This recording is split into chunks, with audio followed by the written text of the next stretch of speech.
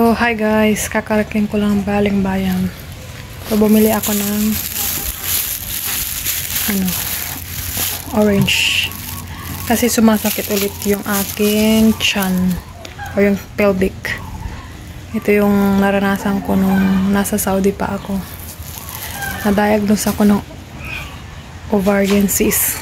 Ngayon, naulit na naman kasi hindi na ako umiinom ng herbal na iniinom ko ngayon. Ngayon may nakita akong effective daw. Kaya bumili na ako. Yung apple cider vinegar. Ito, tsaka garlic. So bukas, umpisan natin to na gawin. Iinom ako before breakfast daw. So, for 1 week, nawala daw yung ovarian cyst niya. So, keep watching and abangan ang day 1 hanggang day 7. 1 week na. So, keep watching. Bye guys. So, ito yung kailangan natin. Apple cider vinegar, orange, and garlic. So, gagayatin natin yan at ilalagay sa kutsara.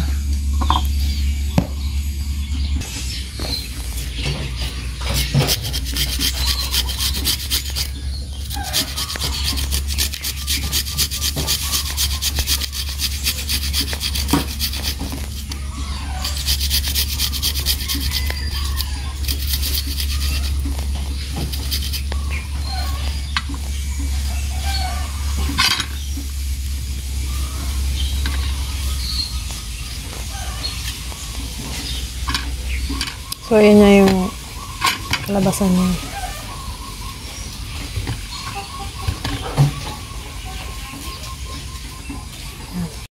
So, ang ginagawa ko, nilalagyan ko ng isang tablespoon yung 1 tablespoon ng apple cider.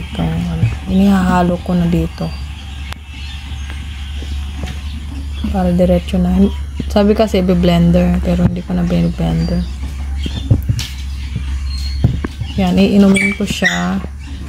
Kakainin ko to with tubig para itulak kasi napakatapang ng nito. Yan. Ito, babaladan ko, tatanggalin ko yung buto, and then kakainin ko ng lahat ng pati yung nito. Hindi, walang sayang. Hindi juice lang yung kukunin, kundi pati yung laman ng orange. So, yan lang.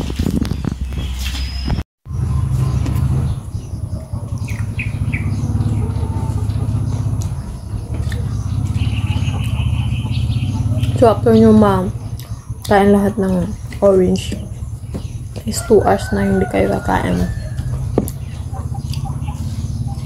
So, umpisa, yung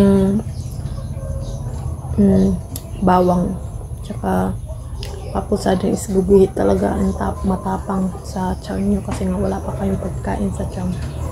Kaya, umahap din yung tiyan mo. Pero pag nakakain ka ng orange, medyo natatanggal naman na. So,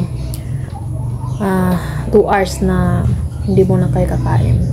Ayun sa napanood ko. So, keep watching. This is day 1 ng pagkain ko ng sabi 7 days. Kaya, day 1